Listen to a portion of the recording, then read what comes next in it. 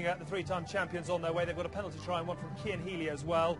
And Northampton only lead Castres by 3 points to 0. But in truth, it's been the French side who played more of the rugby. Remy Grosso has had a try chalked off. But unfortunately, Northampton haven't really found their A game yet. Just a Stephen Myler penalty to show for their effort. So as it stands, Northampton have moved into 8th place, but obviously a lot more rugby still to come this weekend. And Leinster, if they hold on to win here, will hold a home quarter-final.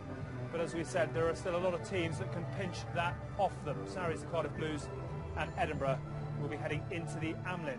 As we said, Leinster are in front. They're doing what they need to do, but they haven't exactly roared into the first half, have No, they haven't. And I think what we're seeing with both this game and the game of Franklin's Gardens is maybe the product of a 5-day turnaround as well. The sharpness isn't quite there at the moment, and it's been reflected in the way the game is. A lot of ball down.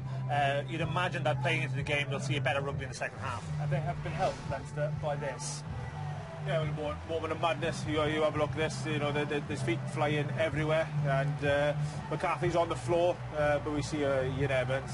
He has a couple of goals, 2 or 3 goals with the right foot, and you know, Roman Park went to the TMO, and rightly so. There was a nasty gash to the head of McCarthy, and he got red carded, and on that evidence, you can't argue against it. Reckless at best. Just very quickly to say, if found guilty, the recommended sanctions, lower end is 2 weeks, mid-range is 5, and top end is 12. So I mean, that could have a Six Nations. It really could, but I think it's indicative of sort of the malaise that's around the Ospreys at the moment. Like, leave aside the possibility of an injury to the player on the ground, but like, when you do that, when you're that reckless with your boot, when you start throwing shoes around, there's always the opportunity that you're going to hit somebody, even if you don't mean it, and then there's a good chance you're going to get a yellow, or in this case, you get a red. Yeah.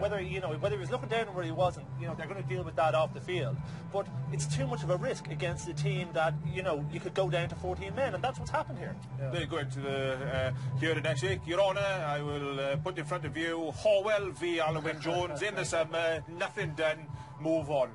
I wonder if James Horwell's lawyer is free. I wonder if he can get on a plane as well. Anyway, that's obviously a moot point. Let's have a look at the penalty try. And I suppose it's taken Leinster a while to work out. They've had scrum supremacy, but it's taken a while, really, for them to grab this by the scruff of the neck. It is, and this is going to be disappointing for the Ospreys as well. We spoke before the game that, that it's their forward pack is really where they're at tonight, and they get bullied here. I don't think they commit enough people to this ruck. All right, yeah, they're down to 7, but when you're going backwards like that, you can't worry about the ball going out either side. You have to either bring it down at the start or commit big numbers to the ruck.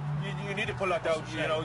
What happens is there was a red card moments before. So what happens then? You go there. Normally they pull somebody down, like Ian Evans will grab hold of the player, bring him to the floor. They may get another penalty if they don't get away with it. But what they're worried about now is going down to 13 men. And yellow card would have been absolutely devastating from that point. So that played a part. Yeah. The red card played a part in that try. And more forward power has got them a second try as well. And we're talking of power. Cian Healy has come back supercharged from his injury, isn't he? Yeah, listen, the guy's a freak. He came back 4 weeks early from injury. He's around the park. He's just looking for ball. He's carrying on. He's got a massive fend, power all the time. So explosive. But he steps like a back. He scrummages like a top-class front rower. And we see just the power of the man. He refuses to go down on any other terms but his own. And as a result, he's just bashing holes in this Ospreys defence. I just think he's absolutely fantastic. He comes in, he runs, he steps, he's powerful. He gets over the top. Not only that, he can actually play. Of course, he can sniff a line because of his body angle. He gets over and scores the try. But he looks like an angry man. Even when he got bumped off, he went down with his shoulder. He was looking for somebody to have a go. Right, who hit my shoulder? I'm coming for you. He's that type of guy. He's got that type of energy. Wonderful to see him back in full form. Foundations are really set for Leinster to push on. Yeah, I think so. And you had a feeling that when you could see he was angry at that injury, you could feel he was going to take it out on someone. He took it out on the Ospreys, and the best way to do it by scoring a try. And he's just been exceptional. And this game is made for him. We saw the footage there. That step he made earlier on, it was incredible. And you don't expect that from front row forwards. Yeah, okay. Well, match point, as we said, we'll see Leinster into this year's Heineken Cup quarter-final. So another couple of tries will do it before the full-time whistle, but they'll want to moment in total control.